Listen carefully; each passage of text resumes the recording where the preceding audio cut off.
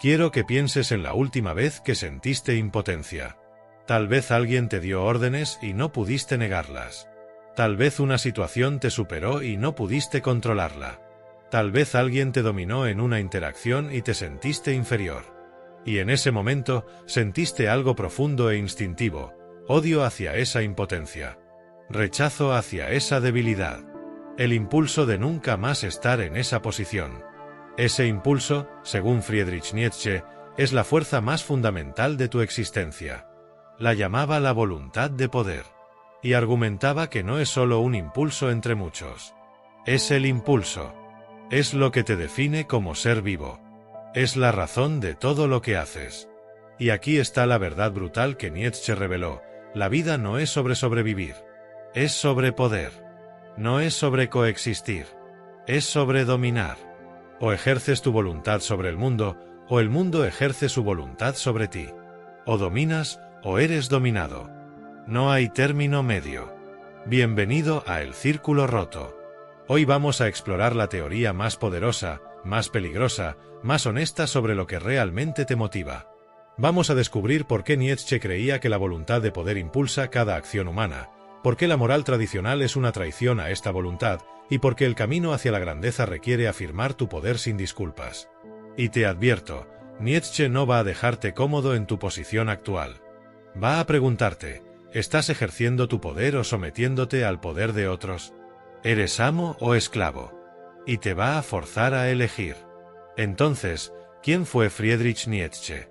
Ya lo presentamos antes hablando de la muerte de Dios, pero hoy vamos más profundo. Nietzsche vivió de 1844 a 1900 en Alemania. Y fue uno de los filósofos más influyentes y más malinterpretados de la historia. Nietzsche sufrió de mala salud durante gran parte de su vida.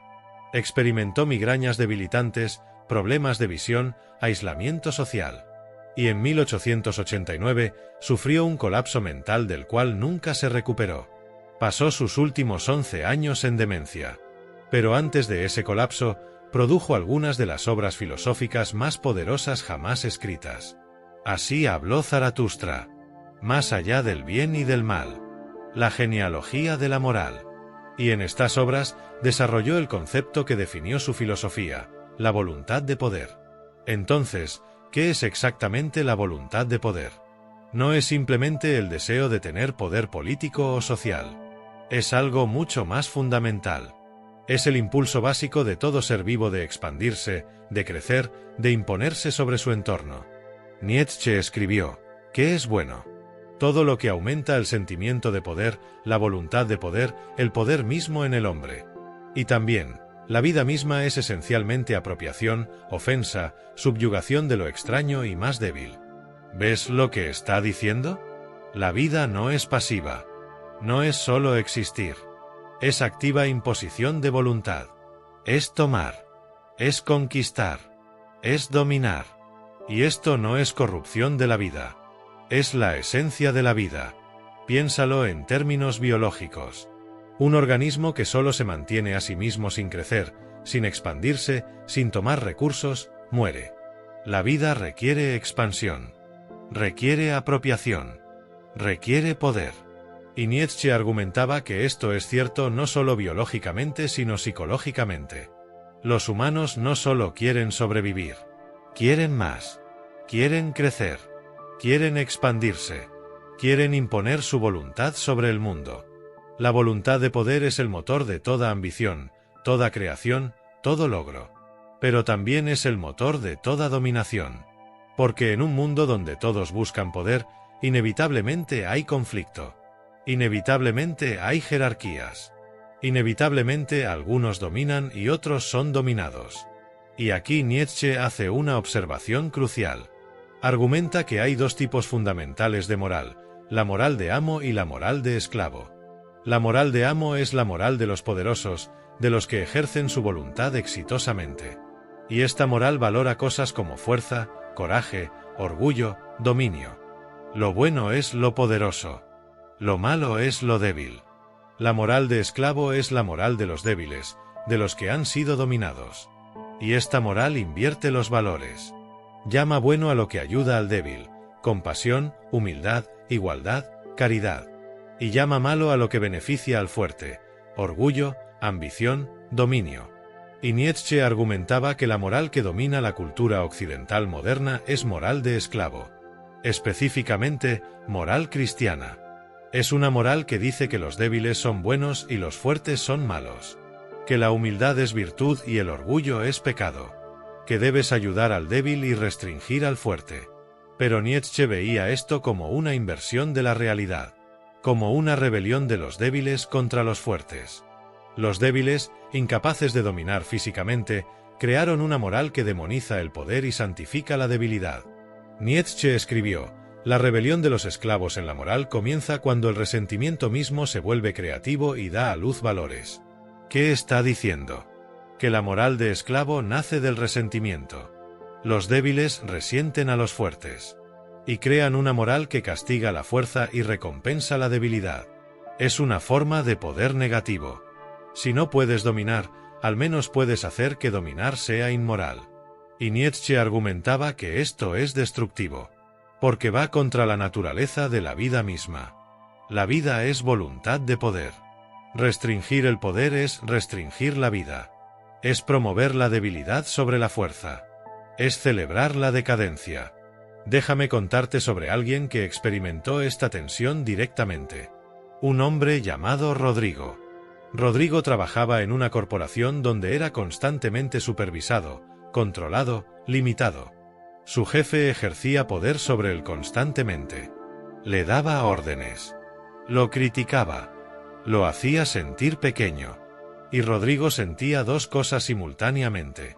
Primero, resentimiento. Odiaba sentirse impotente.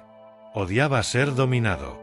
Segundo, la moral que había internalizado le decía que debería ser humilde, que debería aceptar su posición, que ambicionar más poder sería egoísta. Pero algo en Rodrigo se rebelaba contra esta moral. Su voluntad de poder gritaba que esto estaba mal, que no debería someterse, que debería luchar por dominar en lugar de ser dominado. Entonces Rodrigo leyó a Nietzsche. Y algo hizo clic. Se dio cuenta de que la moral que le decía que debería aceptar su debilidad era exactamente lo que Nietzsche describía como moral de esclavo. Era una moral diseñada para mantenerlo débil. Rodrigo decidió afirmar su voluntad de poder. Dejó el trabajo. Comenzó su propio negocio. Dejó de disculparse por querer más. Y cuando encontró resistencia, cuando otros lo llamaron egoísta o ambicioso de forma negativa, reconoció eso como moral de esclavo tratando de limitarlo. Esta es exactamente la transformación que Nietzsche describía. El reconocimiento de que la voluntad de poder es natural, que afirmarla no es malo, y que la moral que te dice lo contrario es una herramienta de los débiles para controlar a los fuertes. Ahora, hablemos sobre la compasión. Porque Nietzsche tenía opiniones controversiales sobre esto. Argumentaba que la compasión es una emoción de esclavos, que nace de la debilidad. ¿Por qué? Porque la compasión es fundamentalmente sobre identificarte con el sufriente. Es decir, soy como tú. Soy débil como tú.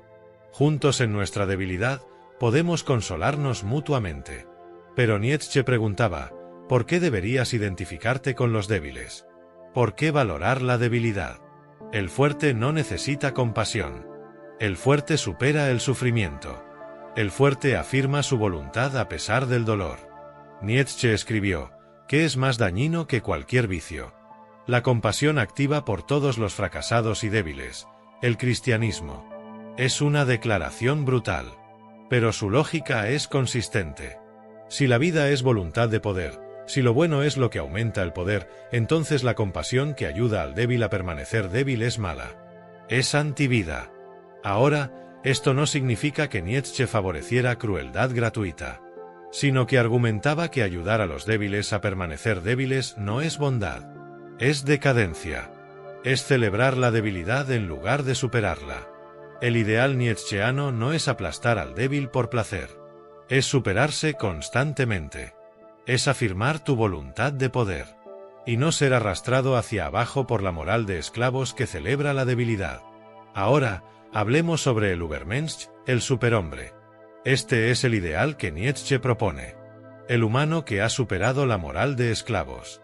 que afirma su voluntad de poder sin disculpas, que crea sus propios valores en lugar de aceptar valores heredados. El Übermensch no es simplemente poderoso en términos de dominación sobre otros. Es poderoso en términos de autosuperación. Constantemente se está convirtiendo en más de lo que era. Constantemente está expandiendo sus capacidades. Constantemente está imponiendo su voluntad sobre sí mismo y sobre el mundo. Nietzsche escribió: "El hombre es algo que debe ser superado. ¿Qué habéis hecho para superarlo?". Es una pregunta desafiante.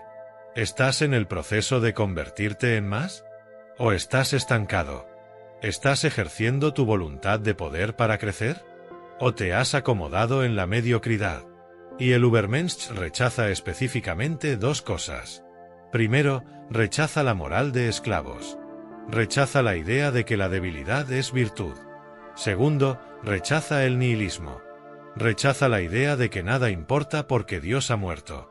En cambio, el Übermensch crea significado a través de su voluntad de poder, a través de su autosuperación, a través de su afirmación de la vida en toda su dureza. Nietzsche también habló sobre el amor fati, amor al destino. Es la idea de que debes amar tu vida exactamente como es, incluyendo todo el sufrimiento. No a pesar del sufrimiento, sino afirmando el sufrimiento como parte necesaria de la vida. Y esto conecta con la voluntad de poder. Porque la voluntad de poder requiere resistencia.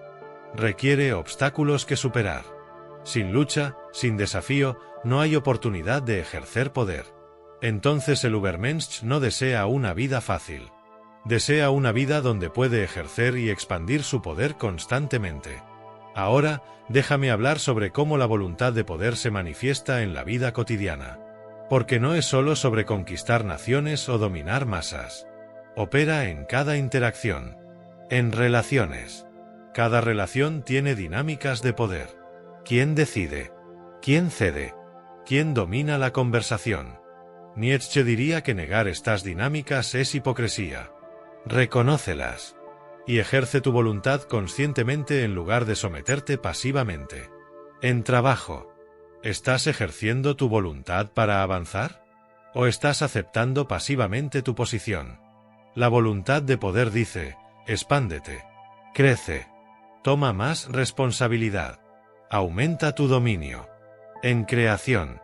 Cada acto creativo es afirmación de voluntad de poder. Estás imponiendo tu visión sobre el mundo. Estás haciendo que la realidad se conforme a tu voluntad. Esta es la voluntad de poder en su forma más pura. En competencia. Cuando compites, estás ejerciendo voluntad de poder. Y ganar no debería hacerte sentir culpable. Es afirmación natural de poder sobre otro. Nietzsche diría que sentir culpa por ganar es moral de esclavo. En cada caso, la pregunta es: ¿estás ejerciendo tu voluntad activamente? ¿O estás siendo moldeado por las voluntades de otros? Nietzsche también escribió sobre la jerarquía. Y argumentaba que la jerarquía es natural e inevitable. En cualquier grupo, algunos dominan y otros siguen. Y esto no es malo. Es simplemente la manifestación de diferentes grados de voluntad de poder. El error, según Nietzsche, es pretender que todos son iguales. O que todos deberían ser iguales. Esto niega la realidad de la voluntad de poder. Algunos tienen más. Algunos lo ejercen más efectivamente. Y eso crea jerarquía natural. Nietzsche escribió: el orden de castas, el orden jerárquico, solo formula la ley suprema de la vida misma. Es una declaración controvertida, pero es consistente con su filosofía. Si la vida es voluntad de poder, y si algunos tienen más poder que otros, entonces la jerarquía es inevitable. Y tratar de abolirla es ir contra la naturaleza. Ahora, déjame abordar los malentendidos sobre Nietzsche. Porque ha sido malinterpretado, a veces intencionalmente, de formas peligrosas. Los nazis usaron a Nietzsche para justificar su ideología. Pero esto fue una distorsión masiva. Nietzsche no era nacionalista. De hecho, despreciaba el nacionalismo alemán. No era antisemita. De hecho, rompió con su hermana por su antisemitismo. Y el Übermensch no es sobre raza. Es sobre autosuperación individual. Segundo, la voluntad de poder no es justificación para crueldad gratuita. Nietzsche no estaba diciendo que debes pisotear a otros por placer.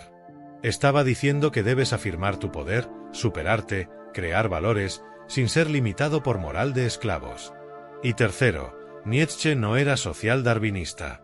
No estaba diciendo que los débiles deberían morir. Estaba diciendo que la cultura no debería celebrar la debilidad sobre la fuerza. Ahora, déjame darte ejercicios prácticos para afirmar tu voluntad de poder según Nietzsche. Primero, identifica dónde estás siendo pasivo. ¿Dónde aceptas situaciones que no quieres? ¿Dónde te sometes a la voluntad de otros? Reconócelo. Y decide activamente si quieres cambiar. Segundo, supérate en algo. No importa qué. Aprende una habilidad. Mejora tu físico.